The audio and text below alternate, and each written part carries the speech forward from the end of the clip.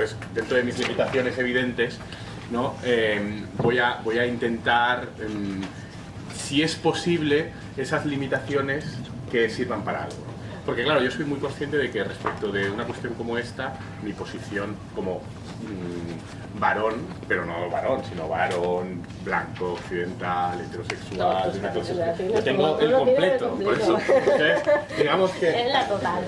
Claro, y burgués, por eso, no, yo tengo el completo, yo tengo el completo, ¿no? Entonces, digamos que en general aquí casi todos tenemos el completo o el casi completo, ¿no? Pero bueno, las mujeres no tenéis uno, ¿no? Y pero es que yo ese también lo tengo. Entonces, eso yo creo que a mí me obliga a ser bastante prudente y creo que lo voy a ser, y además creo que en esto siempre lo he sido, porque no considero que esto sea un problema de mujeres, creo que es un problema de todos. No considero que los hombres no podamos saber o no podamos llegar a entender esto, creo que podemos hacerlo, pero es evidente que hay un plano que nos falta para comprender determinadas situaciones de dominio porque no las vivimos, y esto es así.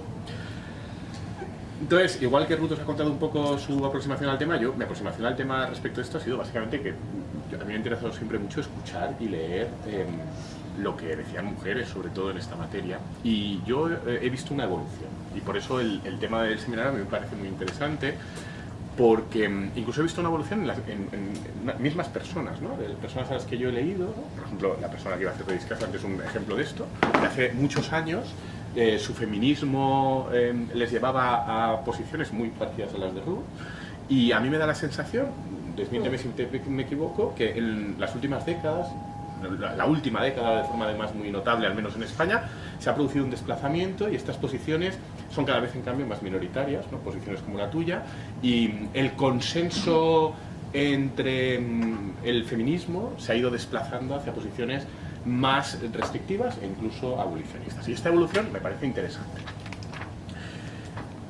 Entonces, como observador, ya digo que no externo, porque creo que también es un problema masculino, pero que tiene estos déficits a los que hacía referencia antes, y después de haber leído mucho y de haberme leído las cosas que pasó Ruth, que son muy interesantes, bueno, lo habéis visto por su ponencia, yo un poco lo que me planteé es qué puedo tratar de aportar, ¿no? Y dije, bueno, pues voy a intentar, dado que Ruth habla desde esta perspectiva pro derechos a partir de la reflexión de las distintas teorías feministas en juego, yo voy a intentar muy rápidamente hacer un bosquejo de los mecanismos paternalistas del derecho y si tienen sentido o no en determinados casos y en este en concreto, para que sirva para iniciar el debate. Porque el derecho es paternalista, es decir, lo es en muchas de sus manifestaciones, esto es una realidad, nos puede gustar más o menos, pero no es una cosa insólita que el derecho actúe por mecanismos paternalistas, ¿no? A veces nos gusta más o a veces nos gusta menos. Y este paternalismo tiene distintos grados. Por ejemplo, respecto de la prostitución, hay un paternalismo jurídico que se expresa de muchas formas, que no llega al abolicionismo, pero que considera que la prostitución es una actividad, como hay otras, que sería deseable minimizar en la medida de lo posible y que fuera desapareciendo o que se fuera reconduciendo a ciertas formas de trabajo sexual menos desagradables para la moral social dominante. Y esto el derecho lo articula, y lo articula con toda normalidad, y establece muchos mecanismos de paternalismo que aceptamos con naturalidad, en este campo y en otros. De esos yo no voy a hablar, ¿no? Pero bueno, parece evidente, y lo dejo aquí, que son legítimos. Es decir, que entendemos en este plano y en otros que es una legítima expresión de la articulación de las mayorías sociales, que a través de ciertas normas jurídicas los poderes públicos que son de alguna forma representación y extracción de esas mayorías y de esos humores sociales dominantes o de esa cultura, traten de incidir y de influir en la sociedad en unas determinadas direcciones. Y se hace en muchísimos ámbitos, ¿no? Pues hay que ir andando y en bicicleta en vez de en coche, hay que llevar una dieta saludable, hay que llevar una dieta sexual que nuestro consenso social considera saludable. Bueno. Pero bueno, a mí me preocupa menos mientras no llegue a la prohibición, porque también plantea menos problemas jurídicos. Pero hay manifestaciones de paternalismo jurídico que llevan a la prohibición, y esta es la que me interesa. Porque ahí sí que, y yo creo que Ruth lo ha expresado muy bien, hay un conflicto claro con la libertad básica de las personas y la libre determinación de sus actos y de su voluntad. Y el derecho, en ocasiones, esto lo prohíbe, pero hay que buscar una justificación. Entonces, por tratar de esquematizar, yo creo que hay que diferenciar en cuando el derecho prohíbe aquellos actos que considera, desde una perspectiva, ya digo, paternalista, perjudiciales para uno mismo, de cuando el derecho prohíbe actos que considera perjudiciales para los demás. Empezando con los casos en los que el derecho prohíbe actos perjudiciales para uno mismo. Históricamente hay muchos casos de actos que eran prohibidos por el derecho a partir de una consideración moral, ética, respecto de la no conveniencia de que ciertas personas dispusieran de su cuerpo y de su libertad de esa forma. Estos casos, en estos momentos, son prácticamente inexistentes, ¿no? Pero el paradigmático era la prohibición del suicidio, por ejemplo, ¿no? Se entendía que no podías disponer de tu propia vida, pero en general las sociedades liberales, y cuando hablo de sociedades liberales, Ruth decía, voy a hablar de aquí, las sociedades occidentales o la española, las europeas, bueno, pues me refiero yo a este mismo entorno, es decir, hablamos de España, pero podemos hablar de cualquier país europeo, incluso en este caso sí, de Estados Unidos o de Canadá, porque hay unas pautas comunes, han evolucionado hacia entender que aquí el Estado no se tiene que meter. Que estamos hablando de un acto que tiene consecuencias. Evidentemente ningún acto cuando vivimos en sociedad tiene consecuencias solo para uno mismo, pero esencialmente y sustancialmente para uno mismo. Uno decide suicidarse, hay consecuencias para otros, pero sustancialmente para uno mismo, y que no caben razones morales que puedan permitir prohibir esto. Con todo, probablemente subsisten algunas prohibiciones. Sigue siendo ritual que cuando enseñamos derecho seguimos diciendo que, por ejemplo, la libertad personal no es disponible, ¿no? Que no podemos vendernos como esclavos, ¿no? Y probablemente es un ámbito al que todavía no ha llegado esta idea de soy tan libre y aceptamos hasta tal punto la libertad. Pero bueno, por razones pragmáticas, en cambio, sí que sigue aceptando el derecho medidas paternalistas que llevan hasta la prohibición de esos actos que se consideran que son perjudiciales para uno mismo, aunque tengan solo consecuencias para uno mismo. Por ejemplo, las medidas que obligan a llevar cinturón de seguridad, que obligan a llevar casco. Desde una perspectiva un poco mezquina podríamos decir, no, en realidad es que no afectan solo a uno mismo, sino que como pueden producir o inducir un gasto adicional en los sistemas públicos de seguridad social, en realidad, pero no es la razón por la que los sistemas introducen estas medidas paternalistas que llevan a la prohibición de ciertas libertades. Lo hacen porque entienden que hay que proteger a las personas. Porque de hecho, si empiezas a hacer el cálculo de coste-beneficio, a veces incluso, ¿no? Por ejemplo, con la prohibición de fumar o tal, no está muy claro que no convenga para las arcas públicas el dejar que la gente fume, ¿no? Porque te ahorras mucho más en pensiones de lo que es el gasto sanitario, por ejemplo, ¿no? Es decir, pero en realidad es que el derecho no está aquí intentando protegernos a los demás, está intentando proteger a la persona, y se entiende como normal y como perfectamente posible que lo haga. Incluso algunas prohibiciones en materia de drogas, que en España no existen, pero en la mayor parte de países europeos sí, tienen esta misma lógica. Entonces aquí habría que plantearse, si bien desde esta perspectiva el derecho occidental tiene graves problemas para aceptar una prohibición de la prostitución, si aceptamos esa lógica por razones morales, porque ya digo, no casa bien con hacia dónde ha evolucionado el sistema, cabe preguntarse si por razones de paternalismo pragmático es posible la prohibición de este acto por entender lo que es perjudicial para uno mismo. Entonces aquí pues, podríamos pensar si es un acto o es una actividad o es un tipo de trabajo que conlleva consecuencias particularmente negativas en materia, por ejemplo, de salud, o si hay razones para pensar que a raíz del ejercicio de esa actividad uno tiene más posibilidades de caer en determinadas situaciones de marginación o de desamparo económico.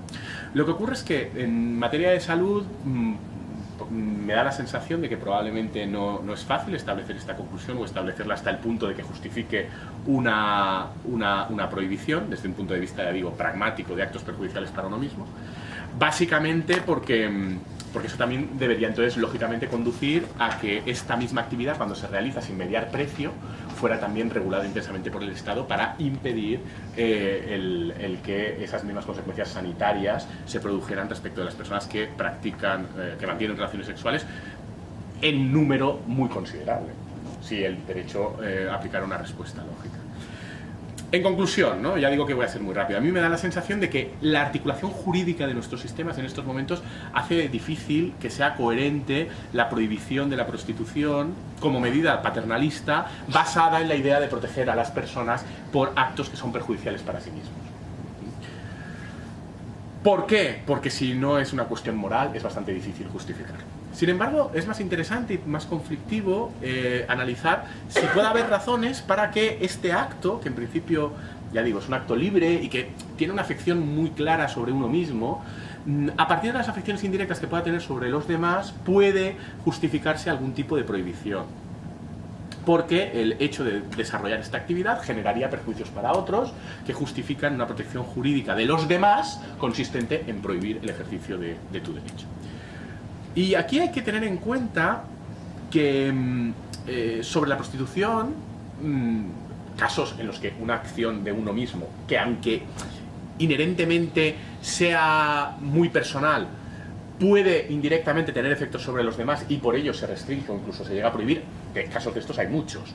Lo que ocurre es que en el caso de la prostitución hay un elemento que hace que ya no sea tan común, y es que es una actividad que en sí misma nadie se plantea prohibir, o bueno, nadie se plantea prohibir en los países occidentales, que es el mantenimiento de relaciones sexuales, pero que, es decir, la actividad en sí misma no es lo que plantea el problema, sino que lo que plantea el problema jurídico, o el supuesto problema jurídico, problema de hecho que ampararía la prohibición jurídica, son las consecuencias derivadas de que una actividad que por sí misma no es problemática pasa a serlo cuando se hace a cambio de un precio. Y aquí ya tenemos menos casos. Yo intentaba pensar y se me ocurre la venta de órganos, ¿no? Es decir, la donación de órganos se entiende como positiva, o la donación de sangre se entiende como positiva e incluso incentivada por la sociedad. También pasa un poco con las relaciones sexuales, que la moral sexual actual del mundo en el que vivimos no solo considera, no es neutra respecto de la sexualidad, no solo la considera, no me importa que la gente tenga relaciones sexuales, esa no es la posición del derecho y de la sociedad en la actualidad, sino al revés, lo incentiva, ¿no? Por muchas vías, porque se entiende que forma parte de la salud física y psíquica de la gente y del bienestar, ¿no? Entonces, es decir, hay actividades que si se hacen gratuitamente, en cambio se entiende que pueden plantear problemas si se hacen por medio de un precio. Ya digo, a mí se me ocurre la venta de órganos. La maternidad subrogada, por ejemplo, ¿no? Ser madre no plantea ningún problema para nadie si alguien se quiere quedar embarazada de forma, por decirlo así, ordinaria, por amor, por sentimientos, porque te apetece, porque quieres ser madre, pero en cambio, si es a cambio de un precio, sí que en general esto está prohibido o muy limitado en casi todos los países. Y también yo he apuntado ciertas modalidades de experimentación o selección genética, ¿no? Que cuando se hacen por mecanismos tradicionales y lúdicos o de tipo personal, se entienden como perfectamente legítimos e incluso buenos, pero en cambio si se hacen de forma más tecnificada, profesionalizada y a cambio de un precio, el derecho los prohíbe. Es decir, hay pocos casos, pero los hay. Y entonces es interesante analizar en los casos en los que se produce esta prohibición de actos que normalmente entendemos como perfectamente inocuos respecto de los demás o incluso positivos para la sociedad, y entonces no tenemos ningún problema en prohibir cuando se hacen sin que medie precio. ¿Cuáles son las razones que nos llevan a poder prohibirlos, a que el derecho pueda prohibirlos cuando media un precio? Y de nuevo aquí, bueno, y entonces aquí podríamos plantearnos si el precio está alterando la esencia del acto, o si simplemente es que altera las consecuencias. Y entonces hay que atender a que, ¿no? Por ejemplo, una posición más basada en cuestiones morales, éticas, te diría que es que a lo mejor el precio degrada una actividad que en sí misma es valiosa, pero que al mediar un precio pasa a estar degradada. Esta postura no parece muy coherente con los postulados de una sociedad liberal en la que vivimos y, como decía bien Ruth, totalmente capitalista, donde el precio no degrada nada, no degrada que yo dé clases por precio, no degrada que yo escriba un libro a cambio de un precio, no degrada que yo sirva pizzas, o sea, claro, yo puedo vender mis ideas, ¿no? Y eso no es degradante, pero no puedo vender mi cuerpo. Bueno, o partes de mi cuerpo sí las puedo vender para hacer fotos, pero hay otras, o para hacer pizzas, ¿no? Puedo vender mis manos, pero durante unas horas al día, pero no puedo vender en cambio otras partes de mi cuerpo. Entonces, desde una perspectiva, hay una perspectiva moral, ¿no? Que es, ya digo, complicado que el derecho atienda en la actualidad, creo yo, si quiere ser coherente,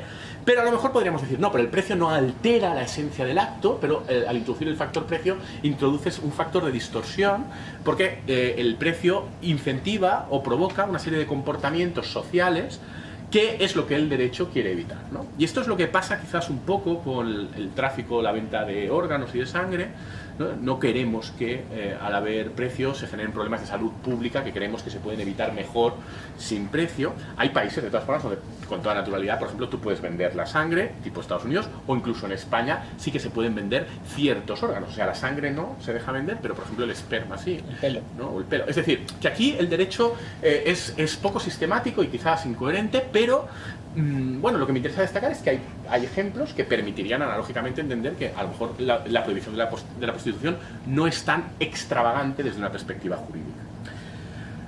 Y ahí creo que hay dos elementos un poco a destacar, y aquí ya sí que hasta ahora he tratado de ser un poco sistematizador y ahora voy a empezar a dar alguna opinión ya mía.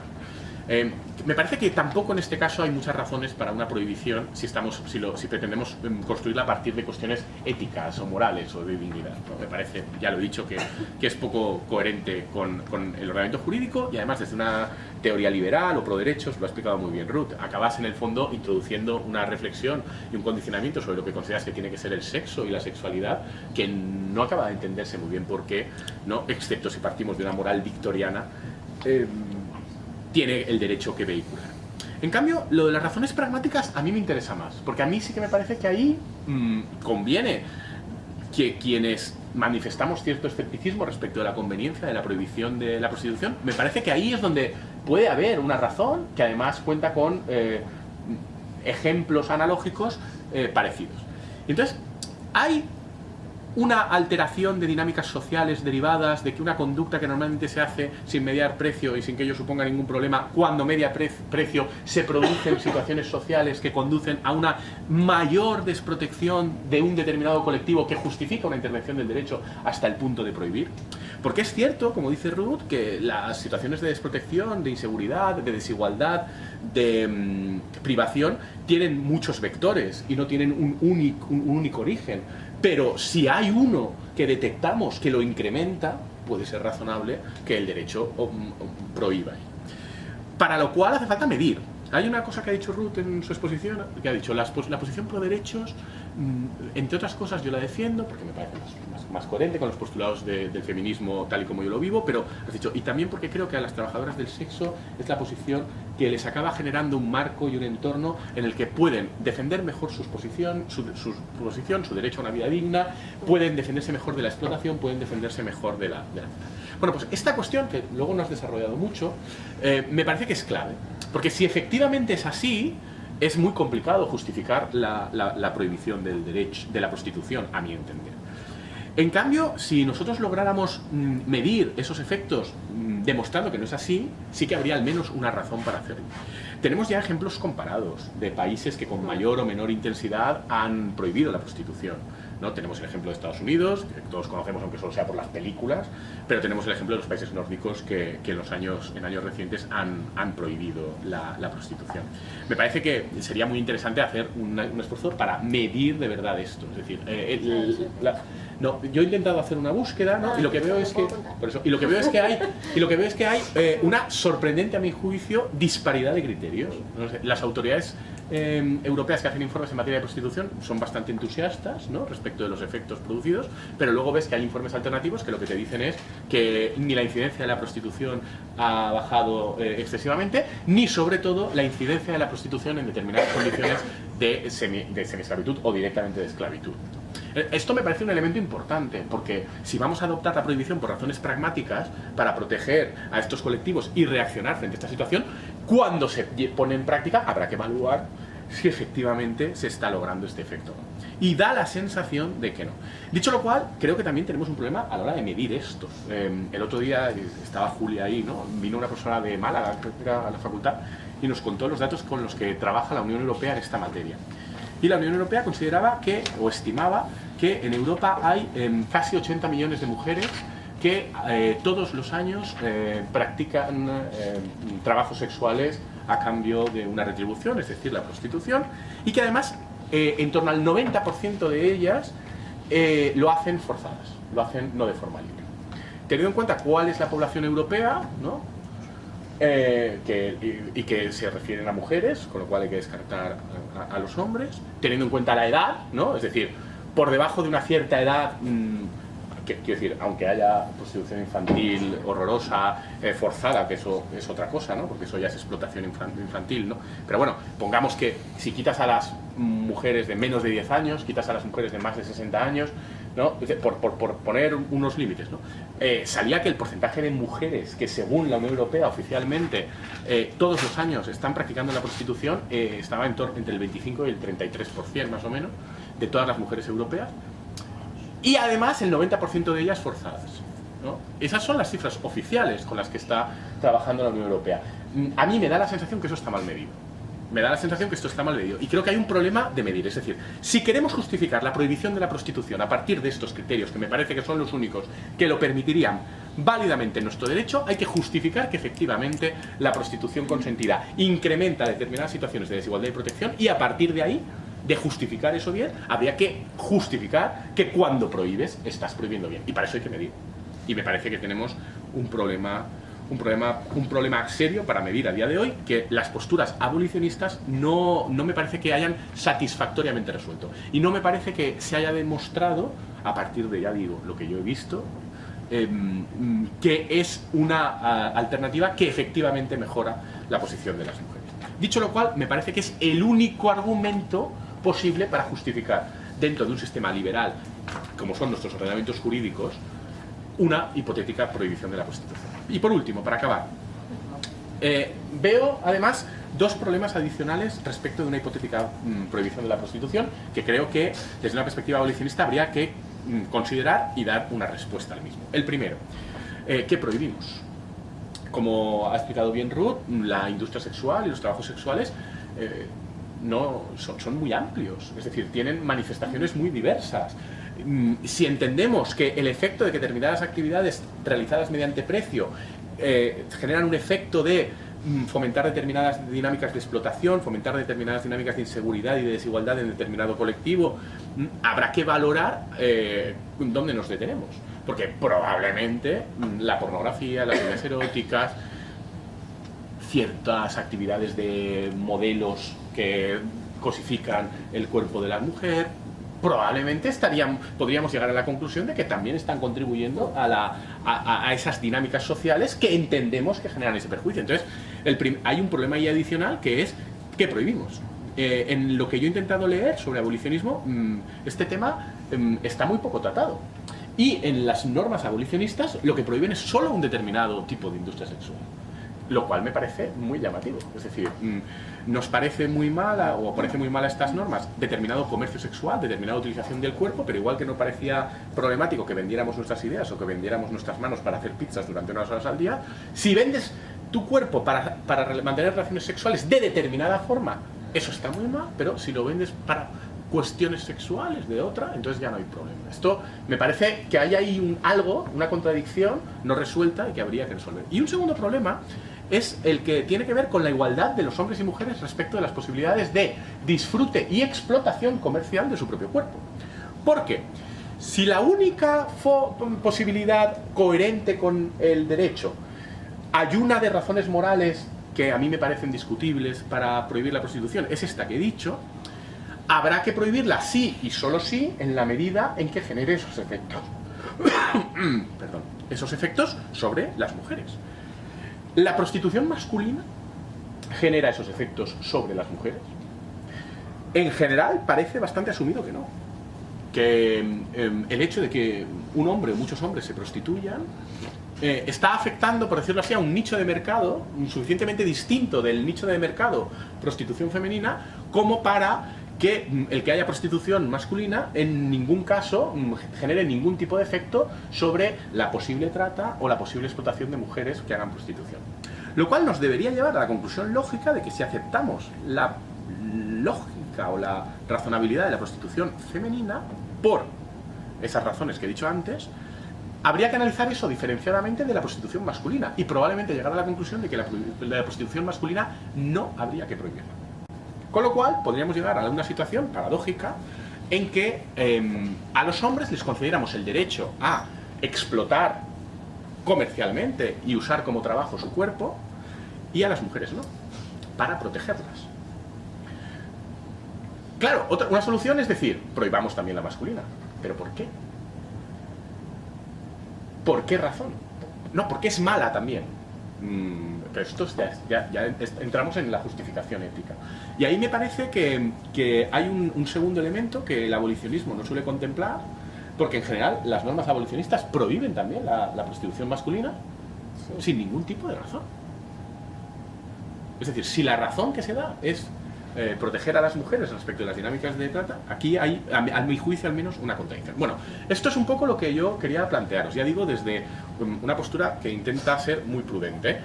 pero intentar aplicar categorías jurídicas para complementar lo que ha hecho Ruth a partir de las ideas tradicionales sobre cuándo el derecho puede prohibir o no, a partir de dinámicas paternalistas, y ver hasta qué punto casa la estructura jurídica tradicional respecto a estas prohibiciones con una hipotética prohibición de la prostitución y qué problemas adicionales de coherencia se plantearían.